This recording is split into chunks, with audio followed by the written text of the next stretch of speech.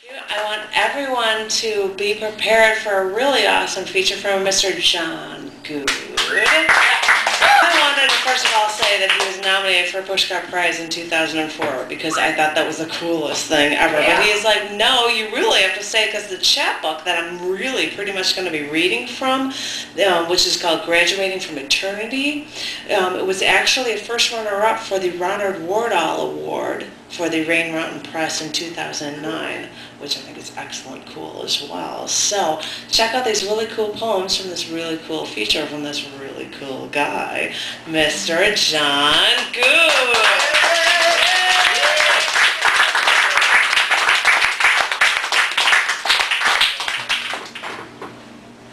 Good evening, everybody, and thank you so much for coming out, all the people that did, my friends and people that came, and all the wonderful poets that read here tonight. Give yourselves a hand.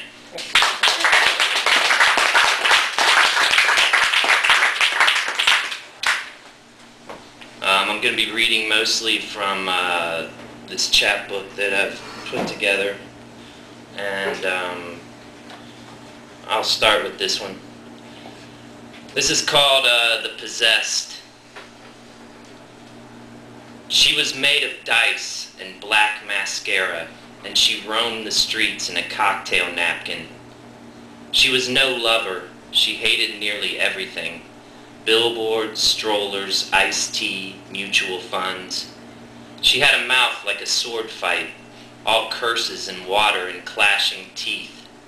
When she pissed, the electricity went out in 3 apartments. On nights of extreme ecstasy, she was labeled a heretic by passing monks who tortured pillowcases dreaming of her Rabelaisian thighs. The streetlights held her in staged awe, and cars roared around her, dripping oil. When she cut her hair, fiends raided hospitals for signatures, and young poets swore into their scarves. Her skin was like the breathing snow alley cats licked to slake their newspaper throats. She worked as a waitress beneath the Republican penthouses that stalked the night with flat-screen eyes. She was in love with a man who sold the dimple in his chin and wore wristwatches with electric pentagrams inside. She bartered for fruit in the farmer's market, and her eyes suffered like starving bellies. I could see the rib cages in her mind. "It isn't easy, nothing ever is," she told me one day as we shared a cigarette above the grenade hatchings. I could almost hear the seams in her delirium unsnapping. Minute by minute, the way she hungered for a boat was nearly obscene. "Escape, escape," she whispered like a litany.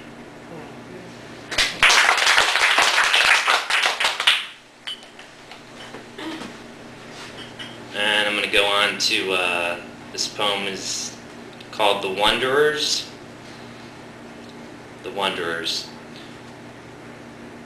She inhaled vacuum cleaner products, militant powders clenched on afterburn. All day she walked the streets like jungle rot, canary feathers laid out in her mud-streaked wake. She spewed newspaper articles in cigar-butted circles while winter beat like an excuse. She found me on the ground, recycling Mesozoic verbs, clutching at ghosts, the ghost of anger, the ghost of regret. I conjured the hypothalamus burn. Through Batman monopolies we trudged, dragging our wounds like payphones. Placing quarters on each other's tongues, we spoke. This is blood. This is envy. Rage made its own music from the skinny neck of a guitar. The seasons turned into deer. Static bums lampooned the corner, chewing on time. You are white children. You have no truck with pain. Street lights, insomniac and jaundice sizzled in gnat clouds. Mosquito eggs rotted on the wire, and cement-colored birds chortled to the dirge of bread. Buses washed up in puddles of dirty moonlight. A third-shift zombie with eyes like dreaming foxholes clung to the factory map in his head, reciting vampire spells. Blessed is the storefront, blessed the slaughterhouse bell, blessed is the job. We sickened in the currency of sleeplessness, erudite slaves to Ishtar potions and street-made elixirs. We watched the state of Iowa sink like a moored vessel in the Jewel parking lot, picket fences sticking up out of the debris like fractured bones. Insatiate and vulnerable, we moved through small towns, ionized by a baleful sun. She craved bartenders, bow-legged with rustic mustaches and metacarpal tattoos. I typed neutered love letters to Mexico while she turned my neck into a hot blanket. The sun and moon came and went. Our homes disappeared. Love disappeared. In Little Rock, we danced for rain before a neon kiosk. Dry birds dropped from the sky like empty gloves. We conversed with cockroaches on a Greyhound bus, the language of paint thinner and cellophane. We combed our hair in each other's eyes. We ingested every bombed thought on the Klieg-Light prairie.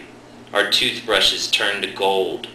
We ate red beans and prayed for armadillos. Lambent dens swam with television, and iridescent forks clicked to familial laughter. We were cut off, chemistry experiments, slutting through the horsefly autocracy. We genuflected outside Burger King in a formaldehyde gale. Ku Klux trucks spit cigarette curses, then swirled off in cyclones of junk mail.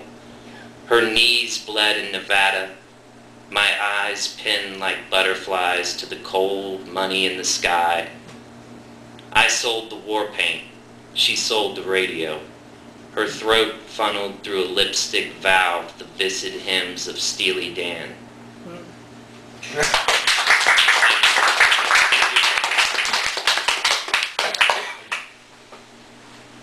This poem is called The Living City. I'm sure you can all relate.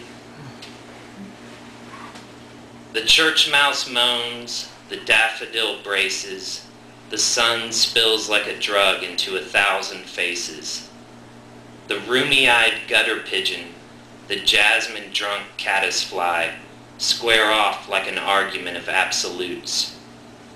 A cuckolded swan skewers a leisure-minded toad and lifts his bald ass to the sky like an Aztec priest. Wasps with belts of fire swarm the sweaty month of the ant. Beautiful black-limbed asbestos roaches with scalloped noses stomp like an army of one. A mosquito with a shaved tongue and a small brass heart suckles on her lover's cold silver ankle, while a cricket bleeds fallopian oil into a bed of shuffling lint. Butterflies with suitcases of pearl descend on crumbling lilac, and the honeybee drops like a bomb its prescription of sugar. The manna-filled city rat, coyote invert, lover of toenails, Egyptian-snouted prince of scullery corners, blue-balled coxman of the alleys of hair, throat like a used tire, bell-shaped head ringing electricity, skin as cold as a capital letter, stomach like a growling shoe, hungers for a chunk of discarded Polish deli sandwich he spots half a block away. His eyes, uncut diamonds, pulled from the lies of many stones. The buzzing midsection of the yeast fizzes like a stray dog's breast milk. His lips, like stovepipe shavings, curl. His brain, a nimble casket circling death. And those ears, rising like aerials, fill with taxicab sirens and the wails of lonely animals. He runs like love in the rain, bled from an old wound.